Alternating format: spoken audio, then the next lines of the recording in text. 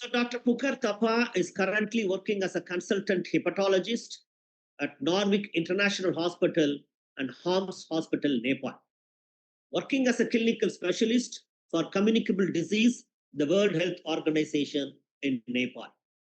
He also working as a resource person, technical working group of hepatitis B and C to National Center for AIDS and STD Control, Ministry of Health and Population in Nepal. It's our privilege to welcome Dr. Pukar Thapa to deliver his lecture on the topic non-alcoholic fatty liver disease. Over to you, Dr. Pukar. Thank you very much. First of all, I'd like to thank Dr. Pavana for giving me this opportunity to talk about non-alcoholic fatty liver disease in this forum. So I'm very feeling privileged to talk shortly about non-alcoholic fatty liver disease and its comprehensive care. So talking about non-alcoholic fatty liver disease, it is a growing, as Sir said, it is a growing disease. Prevalence has been increasing since last few decades. Previously, alcoholic liver disease was the most common alcoholic liver disease that was encountered in our practice. But while now the non-alcoholic fatty liver disease is being very common in among our population because of the lifestyle that we have opted.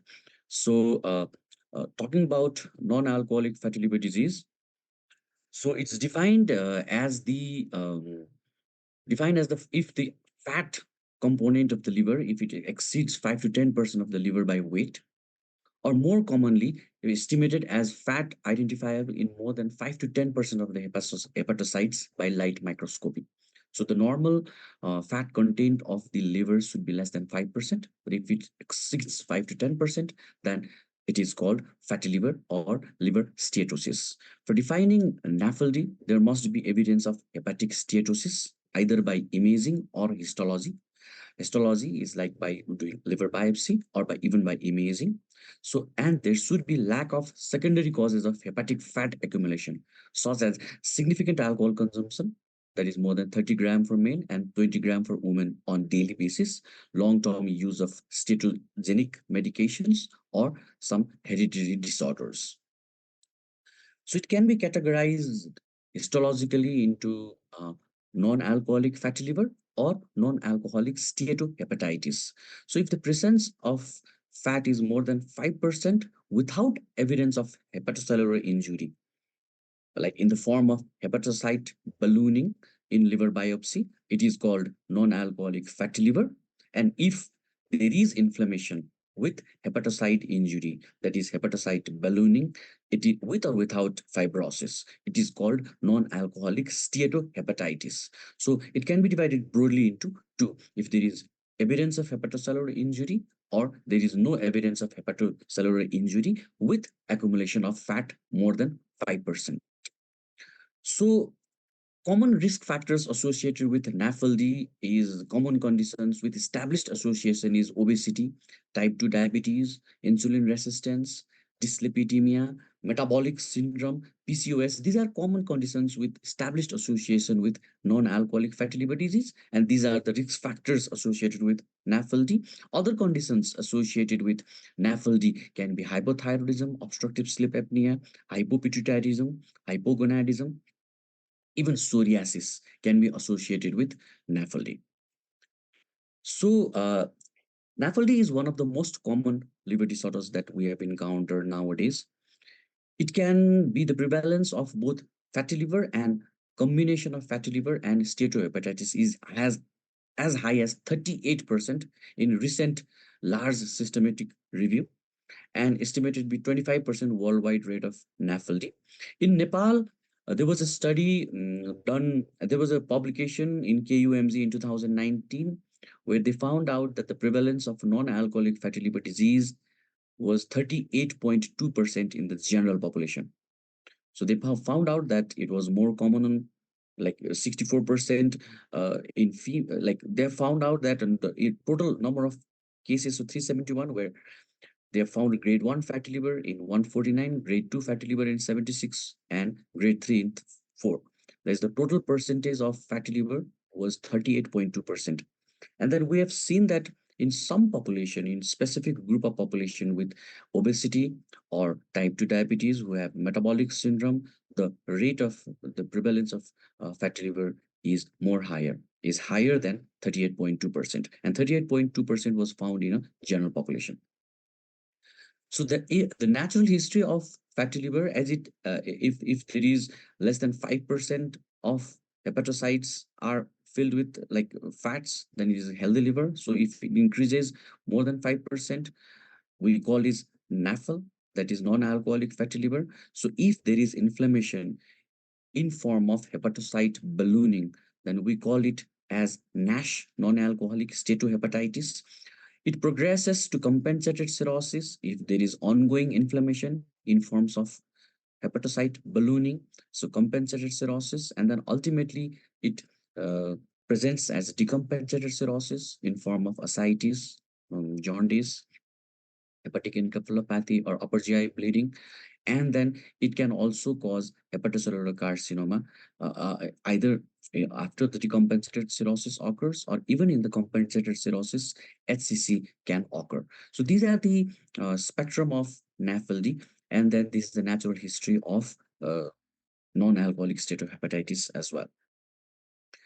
So the multiple hit parallel hypothesis occurs because previously there were two hit hypotheses, then they proposed multiple hit hypothesis because all these environmental, metabolic, and genetic factor plays a role in formation of fatty liver along with its pathogenesis. So nutrient overload with sedentary lifestyle after the hepatic steatosis occurs, with the occurrence of lipotoxicity, endoplasmic reticulum stress, then mitochondrial dysfunction occurs, and then activation of Kupffer cells occurs. After the activation of Kupffer cells, there is hepatic steatosis with a ballooning of the hepatocytes, inflammation, and then starts the fibrotic part with the activation of stellate cells and then excessive ROS productions, and ultimately extracellular matrix deposition occurs in between hepatocytes, and then fibrosis occurs, leading to mitochondrial damage and leading to cirrhosis. So this is the primarily basic pathogenesis of non-alcoholic fatty liver disease.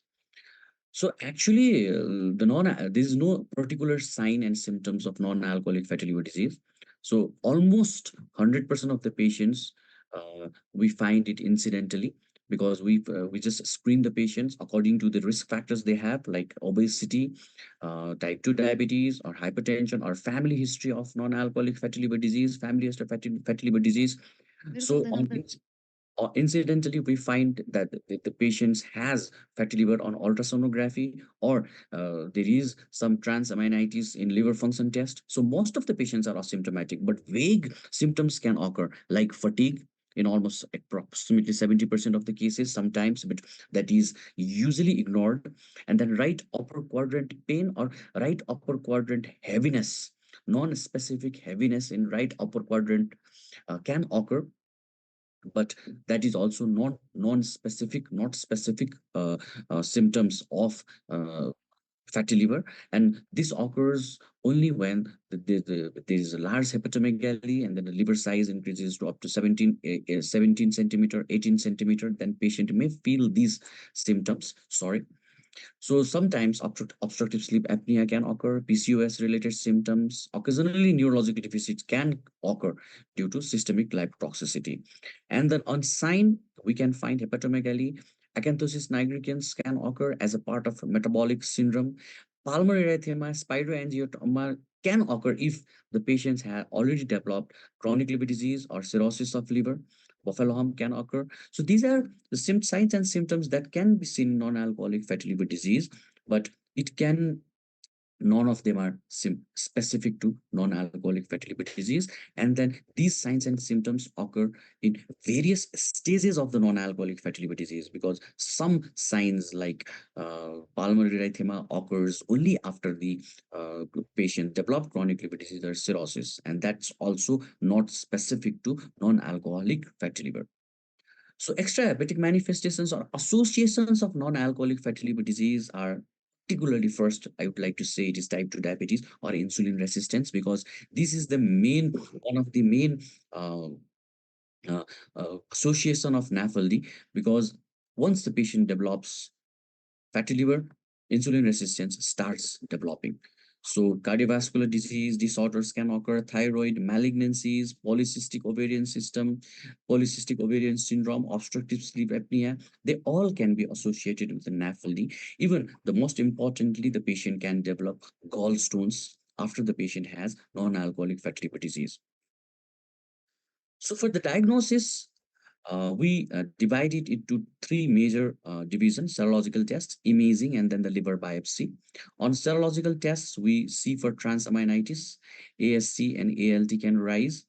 Uh, and if usually in the first initial stage, ALT is higher than AST in case of non-alcoholic steatohepatitis, because we have divided it into NAFL and NASH.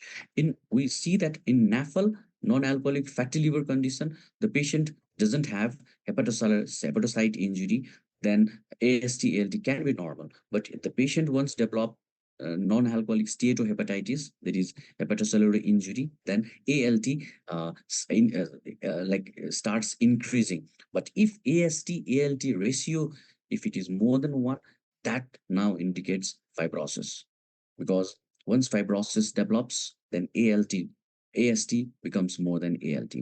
Another imaging technique that is most important is ultrasonography, because uh, it is the most widely used imaging technique that we use to detect like fatty liver. So, but the demerit of ultrasound is it doesn't detect.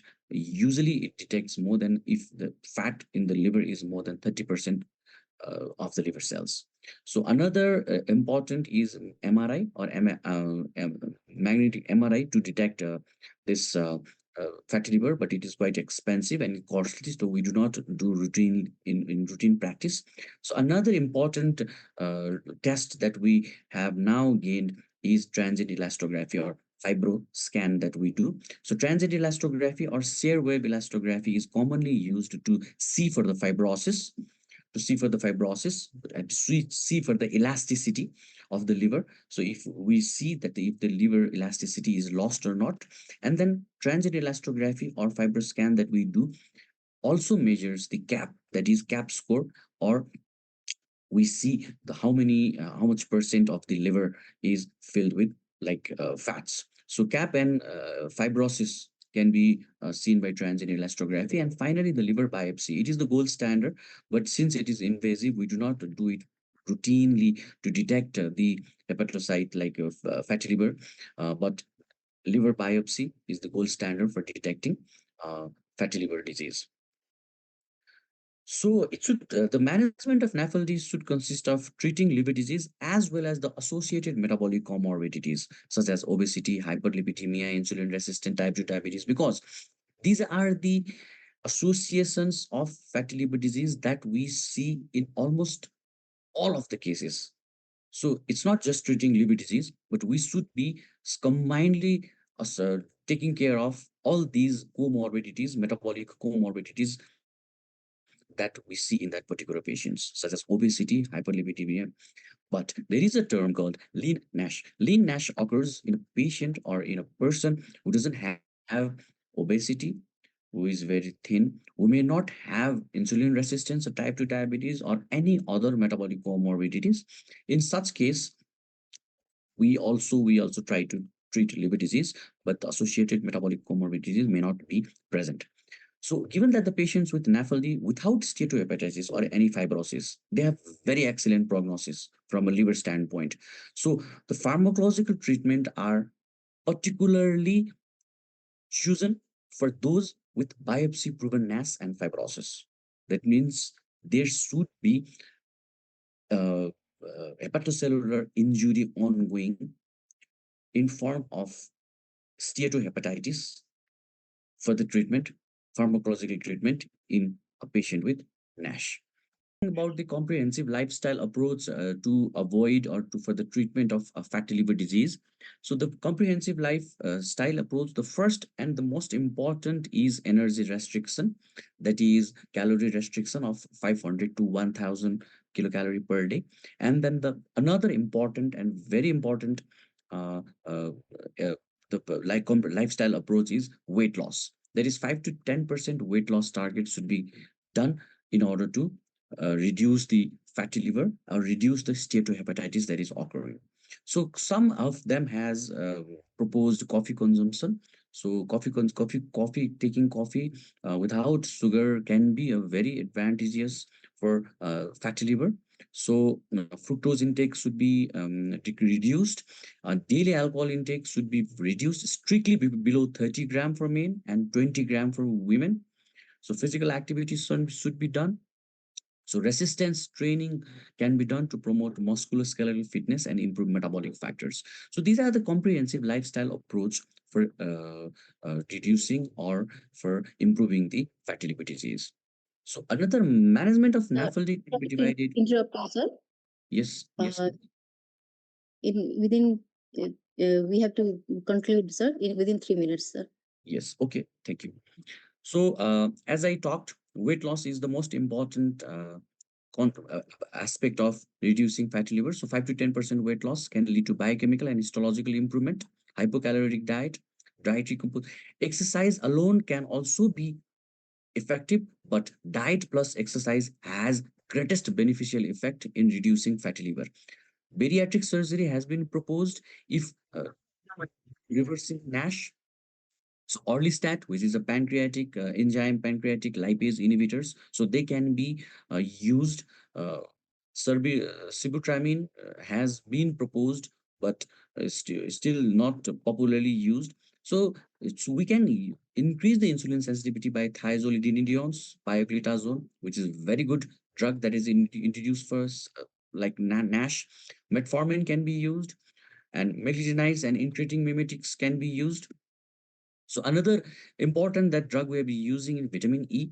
It improves histological markers in non-diabetic NASH and may have greater benefit when combined with other agents, may be associated with increased risk of cardiovascular events and prostate cancer in elderly. So in non-diabetic NASH, vitamin E, it can be very good. So pentoxifylline can improve liver enzymes and histology, and urodeoxycholic acid, which works as a cytoprotective and anti-apoptotic agents, can also be used for to improve liver enzymes and histology.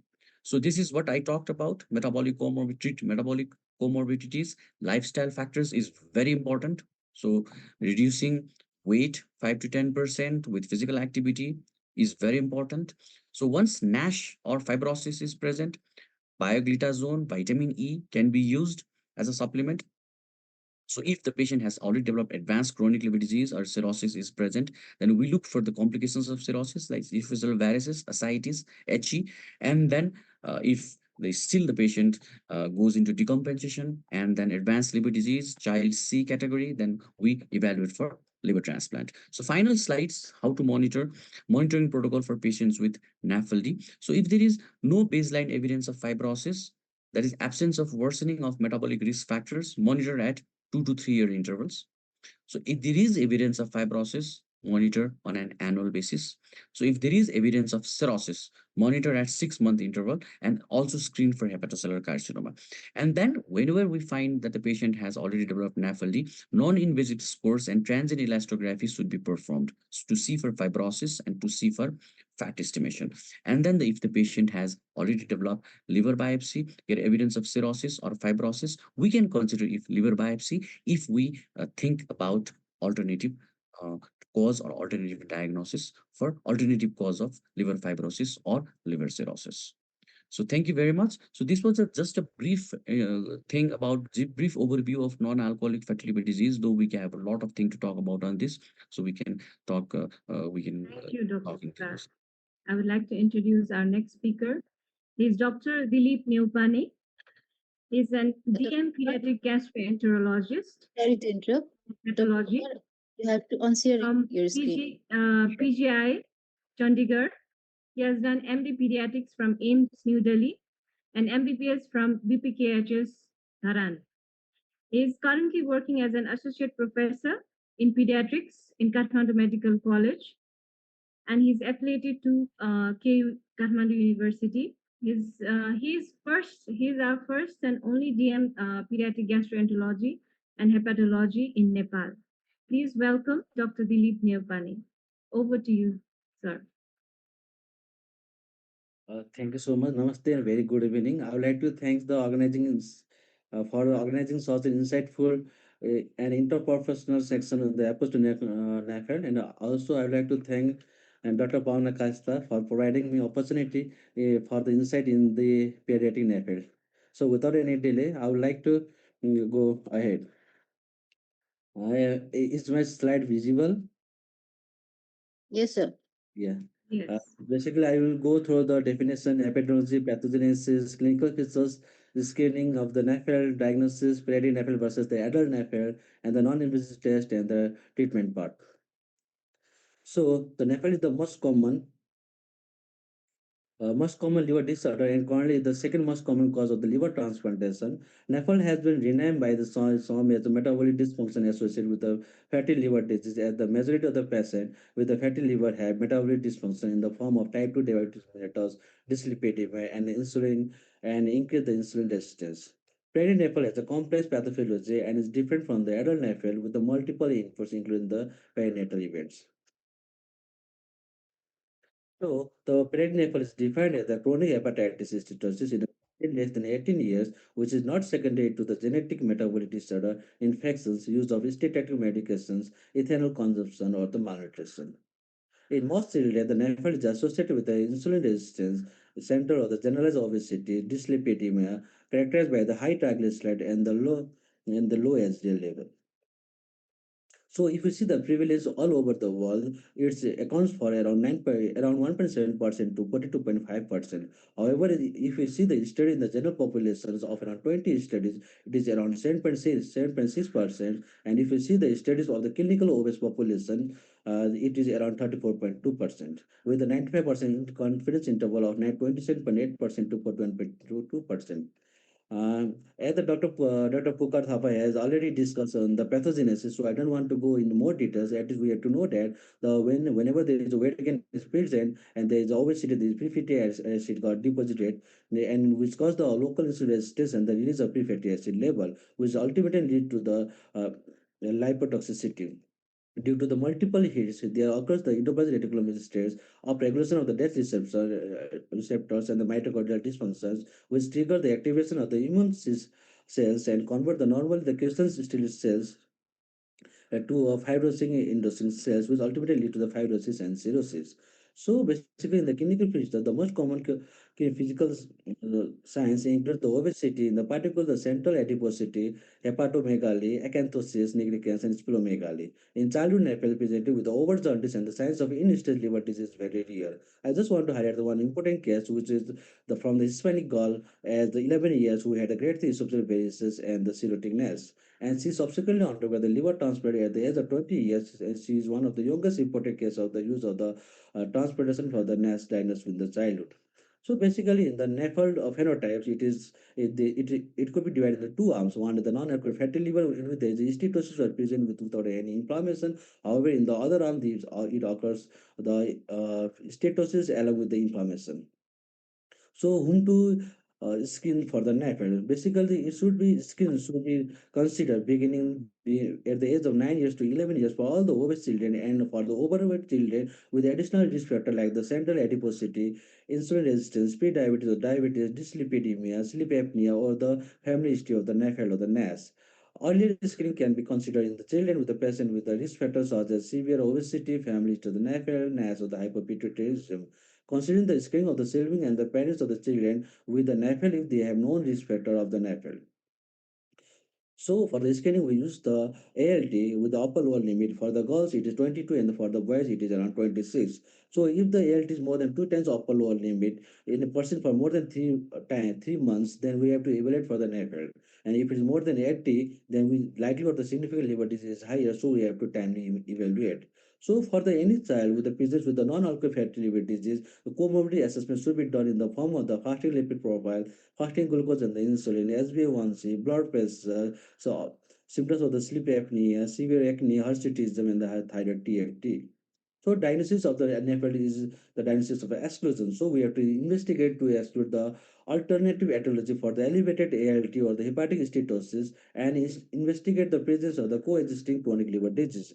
Like for the we have to go for the detailed LFT with the synthetic function with the albumin and the PTI along with the HbA1c, and we also have to exclude the infection like the hepatitis A, B, C, and E. We also have to exclude the endocrine disease disorder like the hypothyroidism and the CLD like the autoimmune hepatitis and the genetic disease like the Wilson disease. And also we have to go for the liver biopsy for the gold standard diagnosis, and we also could do the non-invasive test. So now coming to the liver biopsy, basically why we have to do the liver biopsy. The key features for the liver biopsy is the steatosis, the macrovesicular status is more common than the microvesicular.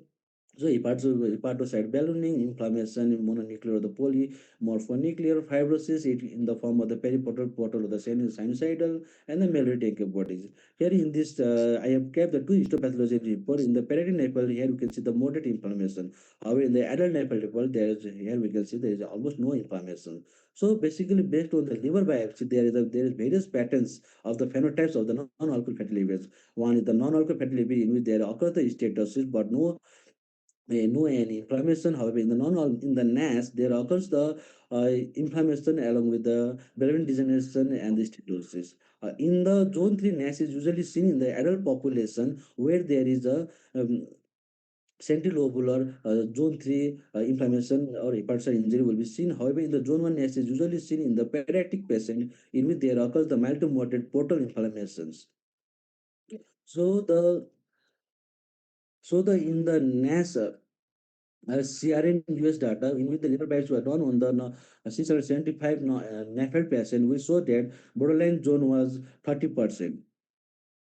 So basically, I just want to keep this zone 3 NAFLD, which is usually seen in the adult population, in which here we get the periportal area was spared, and the in the centrilobular there is a steatosis. And also we can see here the balloon hepatocytes. And if you see the zone 1 pattern of the NAFLD, where it is usually seen in the pediatric NAFL, in which the status is usually seen between the portal areas. And here we can see this is the central venule, and there is no any steatosis. And also this is the portal tract, and there is the inflammation was there, and it is also infiltrated to the adjacent parenchyma. So this is the same thing that I've already discussed, how to differentiate whether it is the pediatric NAFL and the adult NAFL, which is one of the most important for findings. So now coming to the non-invasive tests like the biochemical and imaging, NASPACAR and the SLD states that there is further validation studies needed before the clinical application in the children. So at least we have to know what are the imaging biomarkers and the blood tests that we have to do. So I basically, as it is not standardized in the guidelines, so I don't want to go in the more details. At least I want to just highlight basically in the blood biomarkers people are using the GGT, AST, ALT, triglyceride level, to SBA1C, and they have maintained various scoring like the fatty liver index, hepatic status index, NAFLD liver fatty score, steato test, NAFLD disease scores. So similarly, the people are also using the various imaging biomarkers for the steatosis like the ultrasound, control attenuation parameter, MRI, proton density, fat fractions, and the MRI spectroscopy. So now coming to the treatment of the NAFLD, basically I will be mainly discuss there are various modalities of the treatment of the NAFLD like the lifestyle modification, diet, pharmacotherapy, and surgery. I will discuss one by one. Now coming to the lifestyle modification to improve the diet and increase the physical activity are recommended as the first line treatment for all the children with the NAFLD. Avoidance of the sugar sweetener beverage is recommended as a strategy to the decrease the adiposity, increasing the moderate to the high intensity physical activity and limiting the screen time activities to less than 2 hours per day is recommended for all the children, including those with the NAFLD. So basically, diet improvement and increase in physical activity is the primary treatment for the pediatric NAFLD. So what is the percent of target weight loss? There is no any data in the children. However, in the adult data shows that 10% of the baseline weight loss which results in the 90% resolution of the NAS. So however, in the study from the Italy of around 84 children with a biopsy proven NAFLD, it showed that if there occurs the more than 20% weight loss over the period of 20 or 12 months, there is improvement in the ALT and the steatosis on the ultrasound, but liver biopsy was not performed at the end of the stick, so change in sterility is still dilemma. Now coming to the diet, the available diet do not support a specific diet over the other over the for the treatment of the NAFLD, like the low glycemic index versus the low fat. However, there are two RCT shows that the reduction of the sugar sweetener beverage decrease the adiposity in the children and may benefit the overweight and obese children with the NAFLD. So studies in the adults shows that aerobic exercise, particularly when combined with the resistance training, can reduce the intrahepatic lipid. However, the aerobic exercise intervention, when compared with the resistance exercise and no exercise in obese boys, and the results suggested that there is a significant reduction in the hepatic fat as measured by the MR spectroscopy in both the exercise group. Until more evidence is available, current guidance recommended that the daily moderate to high intensity activity in children with an NFL, but do not endorse the specific dose of the exercise. Now coming to the pharmacotherapy, there is the NASPACN 2017 states that there is no currently available medication or supplements are recommended to treat the NAFL because none have been proven to benefit the majority of the patient with the NAFL. There are many ongoing study in the this NAFL, pediatric NAFL. However, there are many other studies that are already terminated due to the side effect. So now I'm coming to one by one. Now coming to the vitamin A, it's an antioxidant and free radical scavenger. However, the prevalence trial study shows that there is improvement in steatosis and inflammation, but not in fibrosis. However, in the children, there is a tonic trial which shows that there is improvement in the ballooning and the NAFLD activity score. However, there is a safety beyond the 6 months is not known. So now coming to the PPR agonist, which is the peroxisome proliferatory activity receptor, which increase the adipocyte uptake of the fatty acids, which ultimately lead to drawing the fat from the hepatocyte. It's helped by the anti-inflammatory effects, by reduce the plasma triglyceride level, promote the insulin sensitization, and the role in the lipid storage and enhance the fatty acid metabolism. I just want to highlight the pioglitazone, which is the PPR gamma agonist. The previous study also shows that it improved in the steatosis and inflammation, but not in the fibrosis. Only the concern about is the weight gain, CA bladder, and the bone loss. So now coming to the UDCA, the guidelines says there that the UDCA use in the biopsy-proven NAS has not shown any benefit when compared with the placebo, so it is not recommended in the NAS. And also the similar finding was also suggested by the Vazo et al. In the 2002. However, the non-UDCA phase 2 trial significant improvement in the ALT levels at 12 weeks with the use of the 1500 mg per day compared to the placebo. However, the phase 3 study is still needed. Now coming to the omega-3 fatty acid, it reduce the oxidative stress, lipotoxicity, and inflammation in the patient with an NAS. And also, it's conflicting reports about the efficacy in the NAPL. So the dose is also not noted. So currently, there can be the use. Excuse me, sorry to interrupt. Okay. Uh, 3 minutes, we have to conclude it, sir. Okay, ma'am. Currently, they are Okay. used to treat the hypertriglyceridemia in the NAS, but not for the treatment for the NAFLD of the NAS. Now coming to the metformin, the early studies with the metformin showed that is improvement of the insulin resistance, liver chemistries, and the moderate reduction in the hepatic steatosis. However, subsequently the two meta-analyses with the use of metformin in the NAS showed no benefit and are currently not recommended for the treatment of the NAS. So the probiotics in the pediatric network, there are various studies which shows that there's improvement in the ALT in the probiotic group. And there's also improvement in the ultrasound based studies. However, these are all the small studies, so the large studies was needed in order to make this statement. So now coming to the bariatric surgery. So basically the bariatric surgery may be considered for the selected adolescents with the BMI of more than 35 kg per meter square, and it could be and it should be the non-cirrhotic NAFLD, and also the no other serious comorbidity like the type 2 diabetes mellitus, severe sleep apnea, idiopathic intercalated hypertension that are likely to improve with the WSS. So basically, I just want to show one important study. We showed that the Mango et al. The Italy they performed a study of the 93% with the age of 13 to 17 years with a BMI of 35 kg per meter square, in which all the biopsy proven effort was there and 1 year follow-up was done, which stated that the laparoscopy, sleep gastrectomy, was superior as compared to the non-surgical weight loss in the form of that the LSG in which there occur the weight loss of around 21.5%, NAS reversal is around 100%, fibrosis reversal of in the 90% in the F2, fibrosis hypertension resolution in the 100%, improve the glucose homeostasis in the 100%, dyslipidemia resolution in the 55%, sleep apnea resolved in the 78%. So LSG is more effective for reducing the NAS and the liver fibrosis in the obese adolescent with the NAFLD populations. So I just want to conclude this presentation by highlighting these important conclusions. Thank you. So he has over 16 years of experience in work, as well as he has done many research about the rheumatology, and his special interests are the arthritis and things. So he has done many publications. I think he is one of the best persons for us to hear this about this topic. Over to you, Dr. Vinit Vaidya. Thank you very much, the SAPIEN organizing team, as well as uh, Dr. Pavana. I was very excited when Dr. Pavana asked me to talk on the topic of fatty liver, which has been actually kind of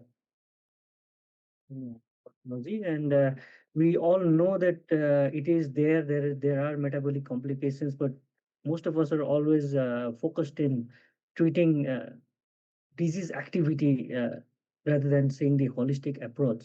Giving the time limit of 15 minutes, I've compressed my talk into Yeah. Participants, please kindly mute.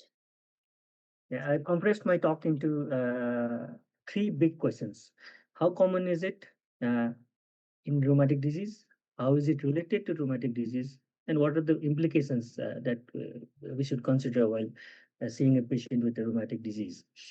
So this is the estimated prevalence of fatty liver disease in different rheumatic diseases.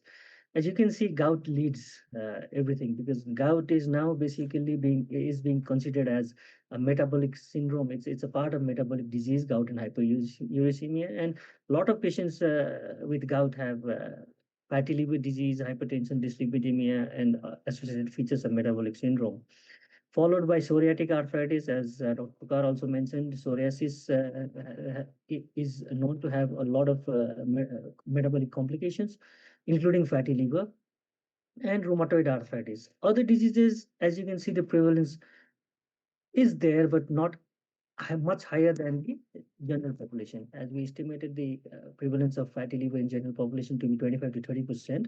So diseases like rheumatoid, psoriatic arthritis, and especially gout, they tend to have higher prevalence of fatty liver disease.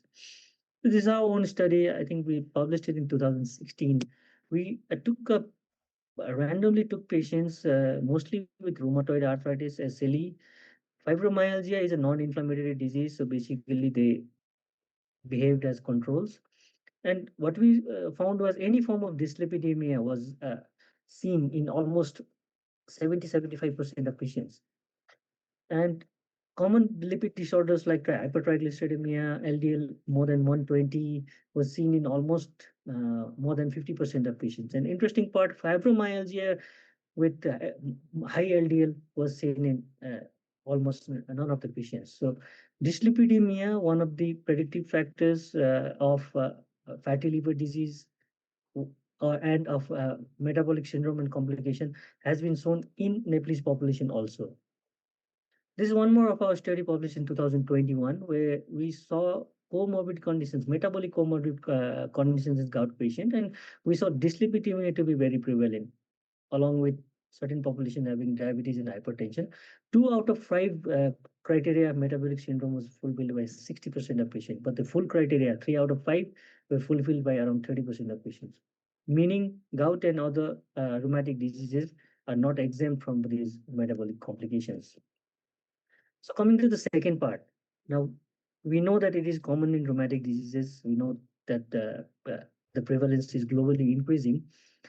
We would like to explore how it is related. There are certain common pathways, chronic inflammation being the major pathway. Diseases, almost all rheumatic diseases like rheumatoid arthritis, SLE, systemic sclerosis. I would not go into specific disease because almost everything, almost all diseases have chronic systemic inflammation as a common pathway. And it not only drives synovitis, it also promotes hepatocellular injury and insulin resistance. Insulin resistance in, increases fat accumulation, hepatocyte inflammation, and it triggers more of inflammation. And the third part is metabolic dysregulation, as we saw, is more common in rheumatic patients. And metabolic dysregulation that increases lipogenesis and decreases lipolysis from the liver is going to increase this metabolic syndrome. So these three first parameters are proven in the causation of fatty liver, metabolic syndrome, and in the common shared pathway in various rheumatic diseases. Other postulated things are adipose tissue, adipokines, oxidative stress, and now the data is coming on alteration of gut microbiota, may be related to disease, may be related to the immunosuppressants that we're using in these diseases that promotes these metabolic alterations. So in summary, the inflammatory markers and even the, if you can say at the end, is anti-CCP antibodies mentioned. One study showed that mouse hepatocytes, when infused with anti-CCP antibodies, they showed features of inflammation. So these antibodies might actually lead to hepatocyte inflammation independently, and we know that it's associated with rheumatoid arthritis, but mouse models are showing that it can trigger hepatocyte inflammation. And irrespective of that thing, the basic final common pathway is again the inflammatory markers, which triggers the pro-inflammatory state, increases the body fat mass, alters the lipid metabolism in the liver. And if the patient is being treated with glucocorticoids, again, it adds the burden of the metabolic stress, and this just fuels enough for formation of fatty liver disease. So coming to the implications. So main implications are basically what we should understand is rheumatoid arthritis or SLE or whatever we're treating, just controlling pain or maintaining the disease activity at the lower state is not enough, especially when you're using drug like methotrexate. And methotrexate has always, since very beginning, been graded for hepatotoxicity. And it has been a seat anchor drug in many rheumatic diseases, be it rheumatoid arthritis, be it psoriasis, the main two diseases with fatty liver disease. The drug of choice is methotrexate. And methotrexate shares a common pathophysiological mechanism as fatty liver. The histopathology was indistinguishable at one point of time. The methotrexate hepatotoxicity and fatty liver were indistinguishable by liver biopsy alone. But this is the recent review article based on a number of meta-analyses, and they've shown that though methotrexate is a key component in the treatment of inflammatory arthritis, in light of current evidence, it seems unlikely that it is alone capable of inducing liver disease. But if methotrexate does cause liver injury, it is more of an acute nature, acute hepatic injury. There is no evidence of any relationship with cumulative methotrexate dosing, which once upon a time, we used to consider 1.5 grams of methotrexate. If the patient has consumed more than 1.5, we should consider liver biopsy. And it exposed a number of patients to the risky procedure. And now there are multiple non-invasive methods like simple FIB-4 scoring system, which consists of ACE, AST, ALT, ACE, AST, ALT levels, and platelet count. And it gives quite a reliable predictive score. And then there are non-invasive methods like fibrous scan, transient elastography, based on patient affordability. So cumulative dose of methotrexate, we do not need to add on methotrexate dose and expose the patient to liver biopsy.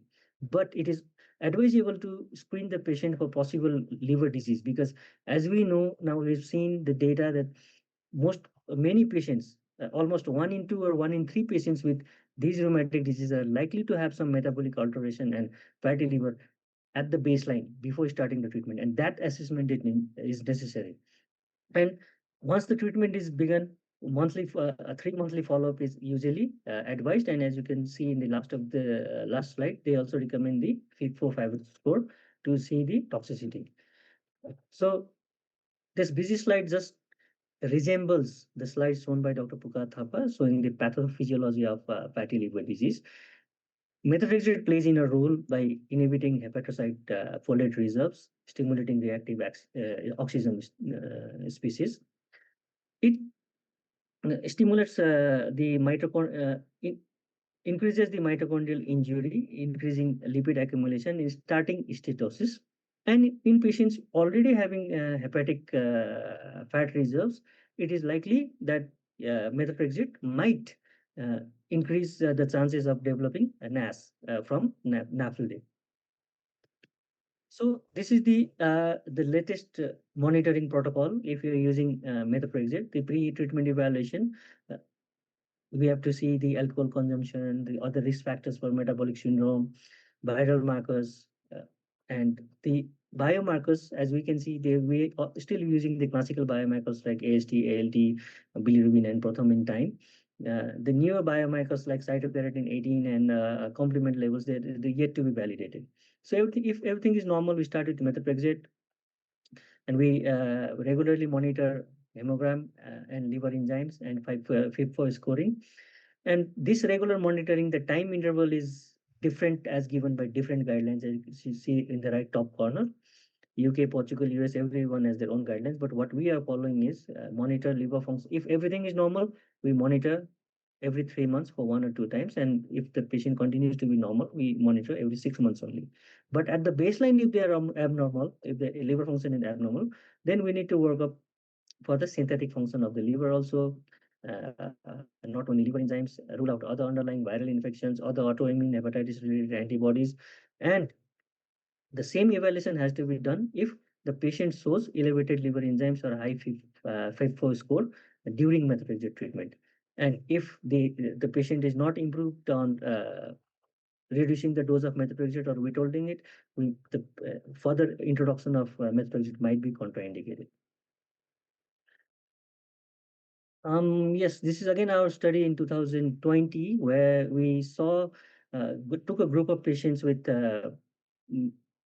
transaminitis during methotrexate treatment. The baseline uh, liver function and 3 months liver function. One group was treated with vitamin E, one group was treated without vitamin E. And it showed that there is that in the treatment goes there are significant change in liver enzymes at the end of 3 months. So vitamin E basically is a drug that works in non-alcoholic fatty liver disease, and it is shown that during methotrexate treatment, if the patient has deranged liver function test, vitamin E treatment for 3 months, the dose that we gave was 400 milligram twice a day. There was significant improvements. So implying maybe a common kind of pathophysiological mechanism with methotrexate and fatty liver, non-alcoholic fatty liver. Now, almost I'm coming to the end of my presentation. This was finally a good news. So TNF inhibitors, as we saw in the pathophysiology, the TNF alpha is one of the main mediator of inflammation in most of the rheumatic diseases that not only contributes to this sign of ill inflammation, but also contributes to systemic inflammation and leading to fatty liver disease. So it was seen that in cases without severe fibrosis, so NAFLD and NAS, available data is reassuring and it tends to show a beneficial effect of TNF alpha inhibitor on hepatic tissue. So it shows that, but still they have recommended well-designed studies in cases with cirrhosis, but in cases with NAFLD, where methotrexate is contraindicated, we still have a drug, but yes, again, the affordability issue is there. So the take-home message would be the we should not only treat the spectrum of disease as taking into account the only disease activity markers, the pain, but we have to also consider the associated systemic inflammatory features, which includes the cardiovascular risk, the metabolic syndrome, hypertension, dyslipidemia, everything that leads to fatty liver also. So as I would like to say that fatty liver is a part of the spectrum of the metabolic syndrome, the whole of the metabolic syndrome that might be associated with many of the rheumatic diseases. So whenever we are assessing the patient with rheumatic disease, the three things that we advise is regular exercise, avoid sugar or fructose containing food, if possible, a period of fasting, and black coffee without sugar. Thank you very much. Thank you, Dr. Vinit Vaidya. It was a very exciting presentation and looking at the rheumatic patients in the different lens. I think it's very good evaluation and you have done many studies. So I can please wait. At the end, they will ask questions and we will now move on to our fourth presentation.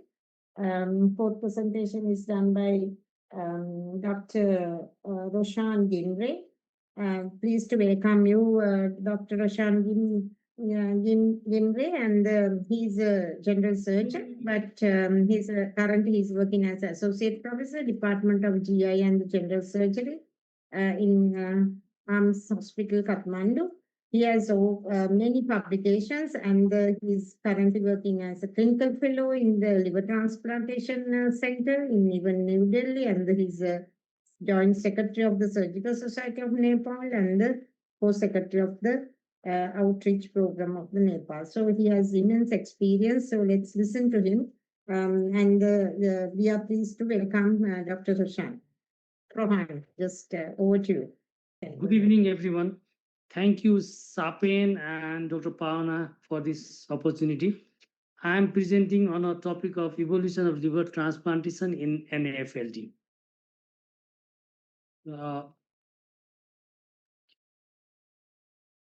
Already Dr. Pukar explained about NAFLD spectrum, which starts from NFL, NAS, fibrosis, cirrhosis, and hepatocellular carcinoma.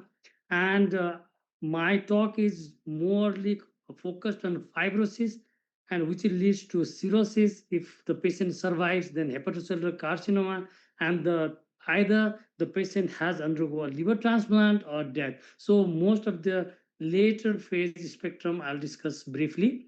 So while going through the topic of evolution of transplantation, I was going through the topic as well. Even the definition is evolution. There is an evolution even in the definition. So it started from 1836. In 1970, in 1980, that NAFLD term was coined. Now it is MFLD, again MSLD. So even the definition is evolution is there. Whatever the term used, there should be a statosis which is common among all the diagnoses. So again, there is a evolution in the diagnosis as well. So previously, we used to diagnose with the help of clinical, that is exclusion based, whether there is a patient is alcoholic or not, other parameters are normal or not, and then only we put a diagnosis of NAS or NAFLD. Again, then came invasive, there's a liver biopsy. Now most of the diagnoses are made non-invasive with the help of biomarkers or elastography, that is FibroScan. So there are different biomarkers, and with the help of CT scan, MRI, elastography, there's a FibroScan, we can diagnose NAFLD depending upon the availability and the cost that the patients can afford now. The most important is non-invasive MR index, that is MR spectroscopy with the help of fat fraction, MR elastography, that is we can measure liver stiffness and T1 mapping. With this formula, we can easily differentiate between NAS or non-NAS nowadays. So again, there is an evolution in the management itself. Previously, only the lifestyle modification we used to talk, then came pharmacotherapy. Now, when there is in-stage liver disease, we talk about liver transplantation as well. So when we take more of the Western diet, the patients will develop fatty liver. When the lifestyle measures has been taken with the Mediterranean diet, again, the liver will get back to normal. When we talk about NAFLD or NAS, only we talk about tip of the iceberg. In the behind the scene, there is a cardiovascular disease, renal impairment, impaired glucose metabolism, hypertension, dyslipidemia, and obesity, which has to be treated side by side. Otherwise, the cause will be there after the treating the disease itself as well. So regarding pharmacotherapy, most of the things has been covered by Dr. Puka. I'll skip this. So when to consider transplantation? As earlier also I told, when the patient has a fibrosis or cirrhosis, and if the patient survives the SCC, then we think of a transplantation. most of the jobs have been done by the hepatologist for us. So we are lucky on that. So even the John, I think the research suggests that liver transplantation is the only life-saving approach for NAS-related in-stage liver disease and non-resectable. Regarding emerging frequency of the transplantation, the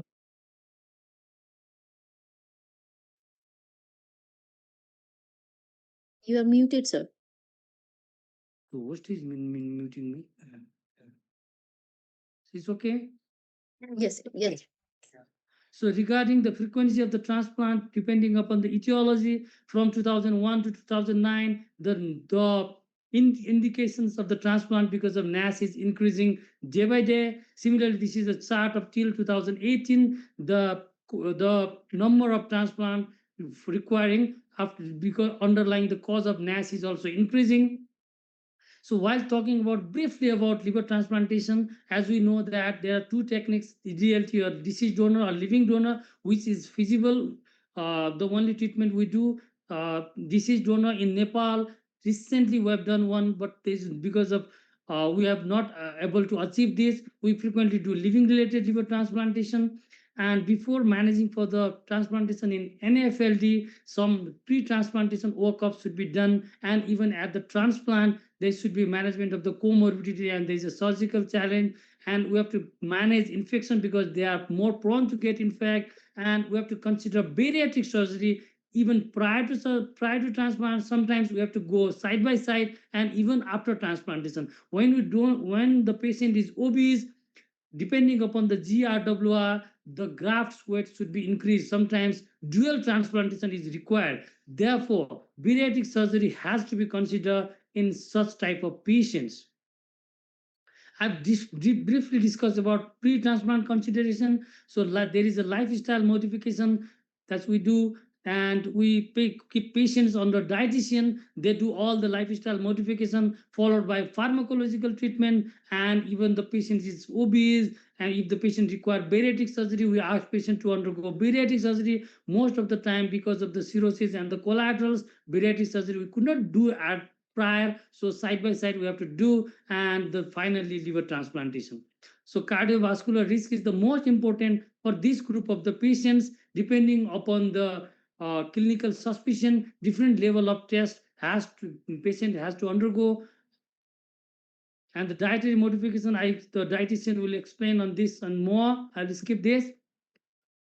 And the most challenging nowadays is post-transplant management, because when the patient undergo transplantation, the graft itself again change into NAS itself, because the patient has to be kept in immunosuppression, mainly steroids. So these steroids again lead to systemic complications, metabolic syndrome, cardiovascular disease, and again the allograft related complications as well. So we have to do some lifestyle interventions, and which has to be done by diet, physical activity, and psychological support. We have to treat the conditions of mainly diabetes, dyslipidemia, hypertension, obesity, and as well as sarcopenia.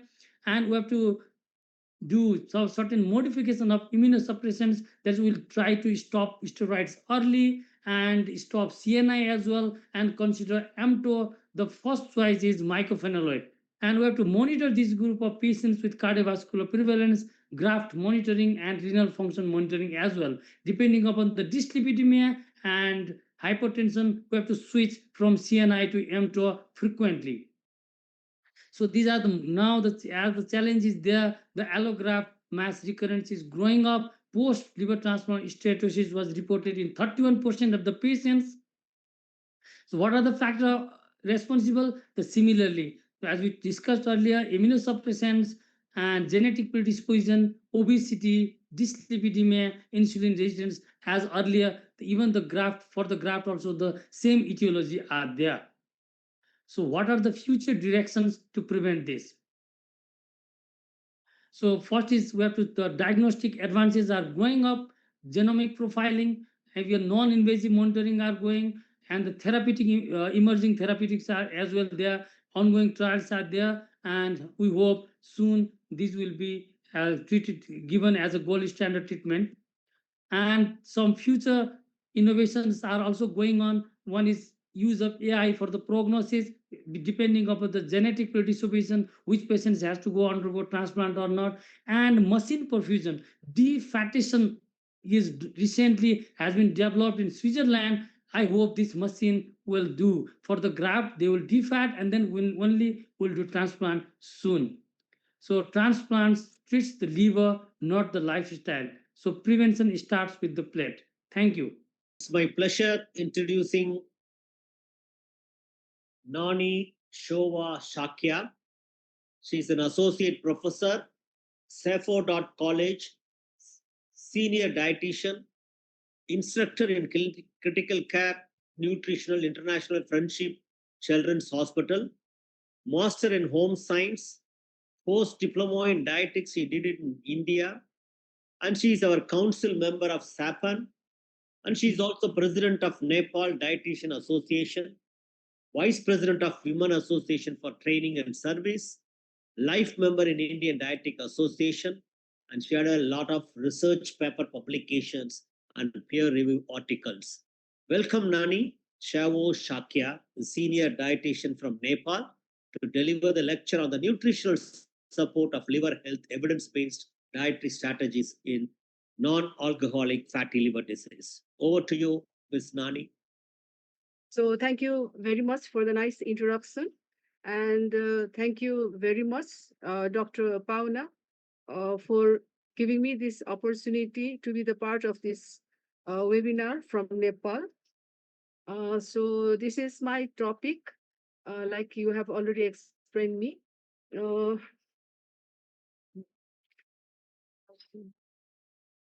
Just a minute. Sir. So we all know that. So from the last four Can you speakers, please share the screen? I think I have shared the screen. Let's also. It's not visible.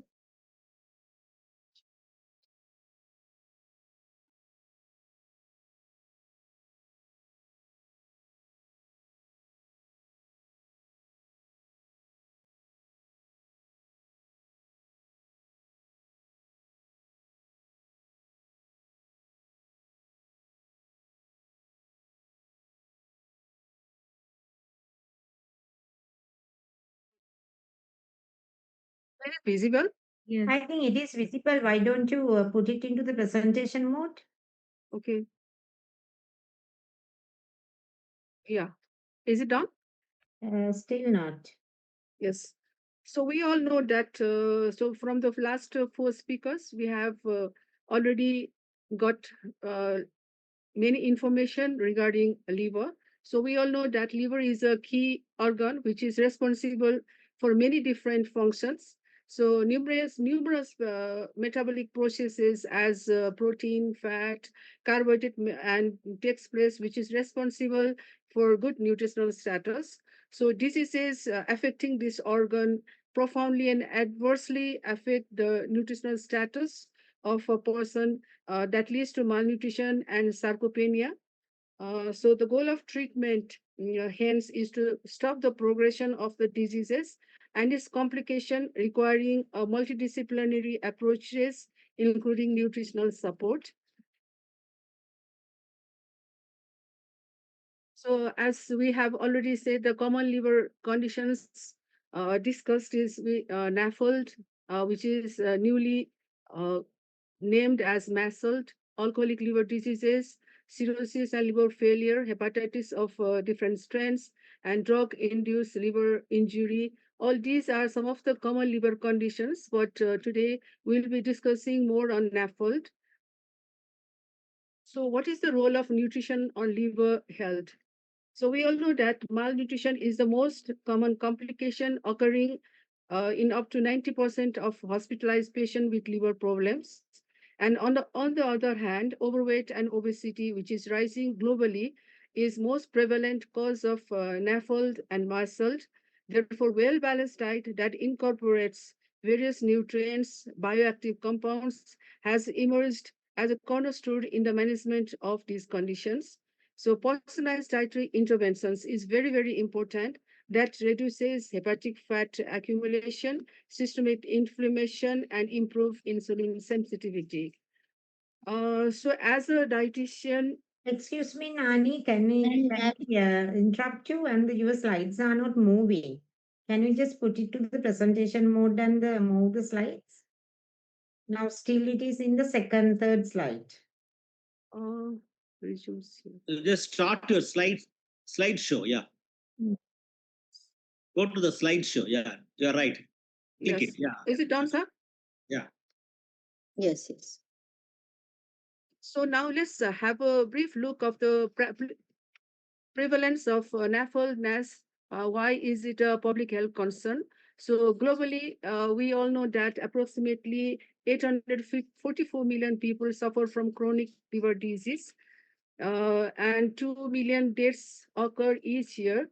And the commonest cause of chronic liver disease is non-alcoholic fatty liver disease. The new nomenclature given is MASLD. The global prevalence of NAFLD is between 25 and 30%, and it is a progressive disease, as we all know. So, and progressively, potentially reversing in its early stages. So progression should be a great concern. NAFLD untreated and undiagnosed can lead to non-alcoholic steatohepatitis with advanced fibrosis, cirrhosis, and end-stage liver disease, and increased risk of developing hepatocellular carcinoma. So, as we all know that it is asymptomatic, and most of the people does not know what's happening to them unless and until it is fatal. So, it is asymptomatic. People underestimate Sorry, its ma'am. prevalence. Yes, ma'am. Slides are not moving. Pardon? Slides are not moving, ma'am. It's the same slide. What is happening to me? Is it So it is symptomatic. People underestimate its prevalence, unaware of its fatal consequences, and there is clinical inertia regarding this condition. So it is now projected to emerge as main indication for liver transplantation in many countries in the coming year. Is the slide? Can you see this? The slides are not moving, ma'am. We are seeing the prevalence of NAFLD.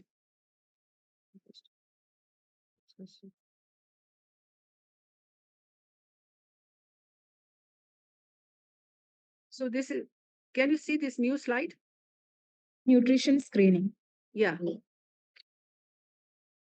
So as a dietitian or any clinicians, we need to do a nutrition screening. So malnutrition, which is impaired the whole spectrum of hepatic.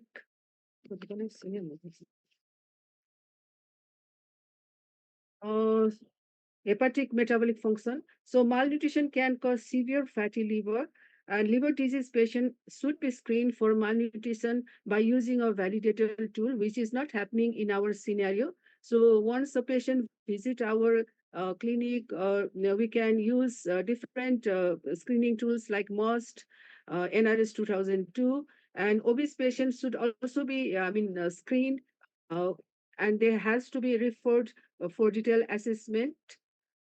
And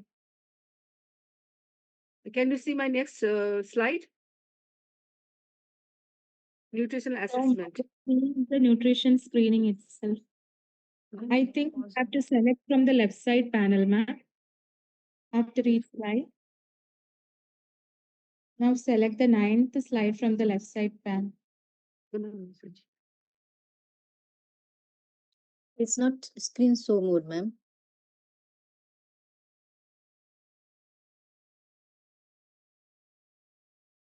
Ma'am, should I share on behalf of you, sir, ma'am?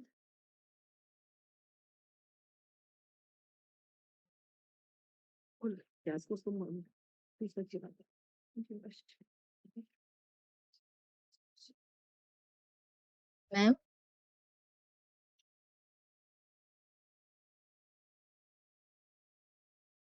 can you see this now? Now slide show, ma'am. Yes, okay. So can you see the slide? Can you hear me? Yes, Yes, ma'am, I ma'am. can hear. Okay. So after screening, people with liver problems should be assessed. Slides are not For visible. slides are not visible. Okay, no, no. Is it Yes, ma'am. visible? Or and is problem with my end? No, the slides are not visible, So ma'am. you can share my slides, Rachana. Okay, ma'am.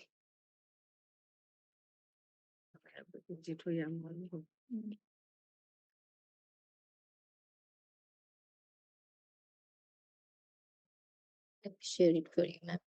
Okay. You know? It's visible now. Yeah.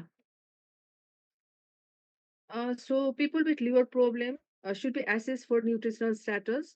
So mostly we use different tools, and the most often used tools is anthropometry, in which once the patient land up in our clinical setting, we measure their height, weight, BMI, MUAC in case of pediatrics, and also we can use MUAC in the case of adult population for measuring their muscle mass, and we can use waist hip ratio and waist height ratio for measuring their nutritional status. And other biochemical parameters we can use is AST, ALT, albumin, etc. And also we need to do functional test. If bioelectric impedance is available, it is the best. Otherwise, hand grip strength is better to test the for the functional test. And also for the dietary intake, we can use 24-hour recall method for assessing their intake. And for most of the this uh, liver patients, subjective global assessment is the best tool for the detailed nutritional assessment.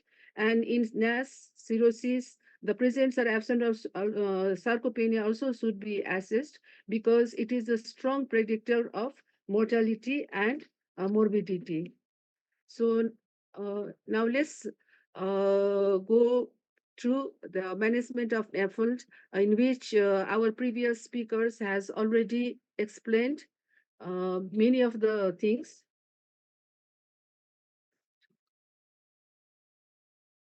So the first and foremost is lifestyle modification. Can you hear me? Yes, ma'am. Yes, ma'am. Okay. Regarding lifestyle modification, use of diet and exercise to achieve weight loss is beneficial for all patients with NAFLD, and it should be used as the first line treatment in overweight and obese NAFLD patients. And regarding weight reduction, dietary and behavior therapy-induced weight loss should aim at a sustained weight reduction of more than or equal to 5% of total body weight to reduce hepatic steatosis. More than or equal to 7% of total body weight can be used, uh, can lead to non-alcoholic steatohepatitis resolution.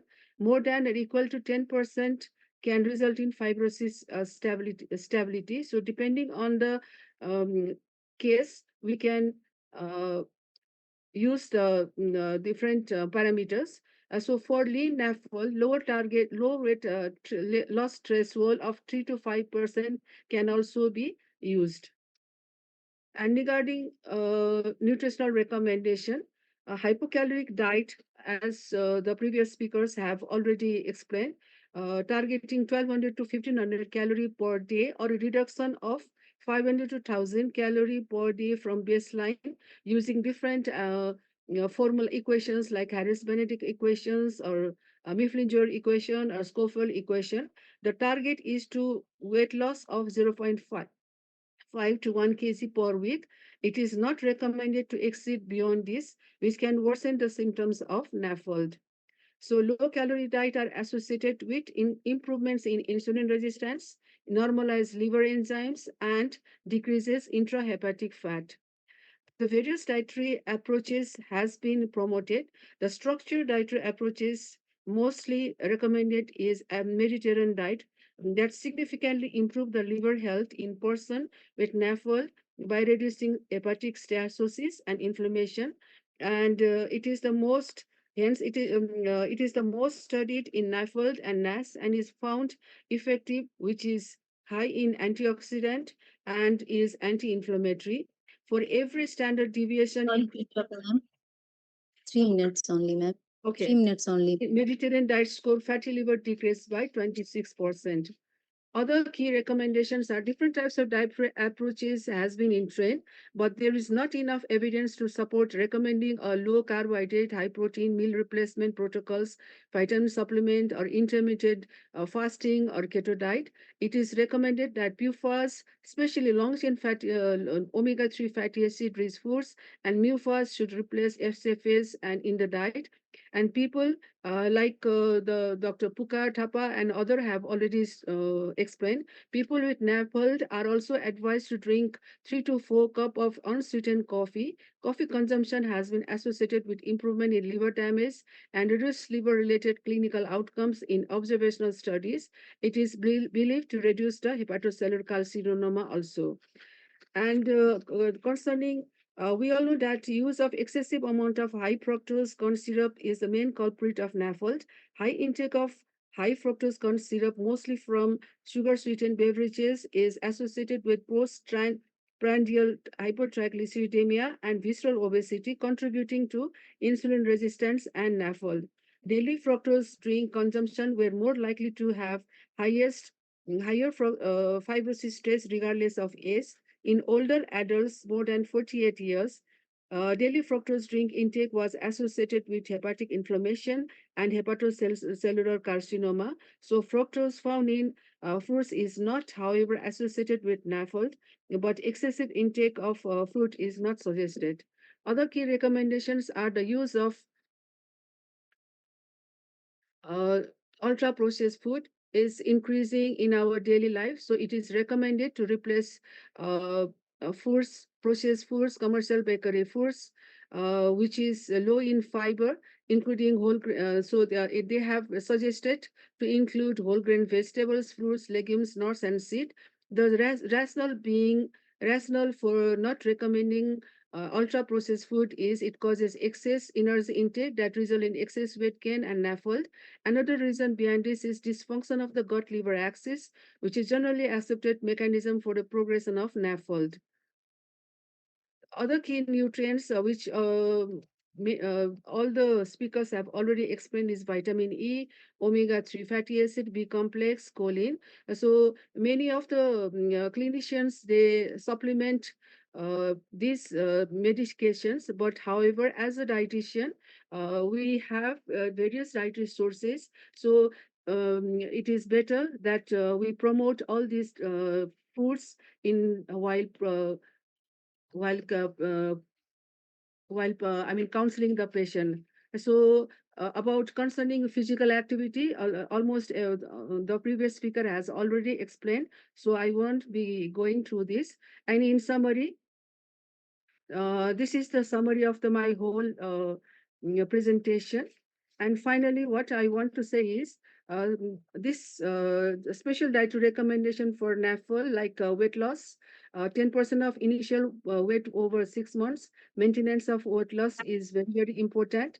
And bariatric surgery, as some of the speakers have already explained, is I mean, can be use when individual qualify. Calorie intake, as we have already explained, 1200 to 1500 calorie per day, energy deficiency of 500 to 1000 calorie per day based on Harris or Beflin-Saint-Jean equation, and the target is 0.5 to 1 kg per week, and total fat should be like less than 35% of total calorie. MUFA 15 to 25% of the total energy. Regarding PUFA, 5 to 10% of energy. And regarding omega-3 fatty acid, we can incorporate fatty fish twice a week. And we can concerning linoleic acid, it is recommended 70 gram per day in the case of men and 12 gram per day in the case of women. And concerning saturated fatty acid, we should maintain 7 to 10% of total energy. Regarding trans fat, we recommend to avoid totally. Regarding carbohydrate, it is recommended to maintain 45 to 50% of total calorie from carbohydrate, and the source should be from whole grains and avoid high fructose corn syrup. Added sugar, I mean, according to the WHO and other different guidelines, it should be not more than 5%. It can maintain 5 to 10% of the total calorie. Protein should be like 15 to 20% of total calories.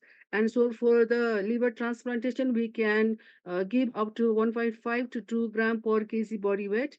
And regarding fiber, it should be like in for while maintaining planning diet for NAFLD patient, high fiber diet should be promoted, like 38 gram for men and 25 gram for women, aged 19 to 50 years of age.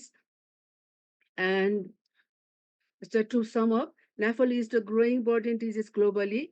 Untreated NAFLD can lead to ASLD. So nutrition is the central to disease prevention and management. So customized dietary intervention can slow or reverse the disease. So multidisciplinary care with dietitian involvement enhances the outcomes. So these are my references. Thank you for the patience hearing, and sorry for the technical glitch. Thank you so much to all our eminent speakers and chairpersons.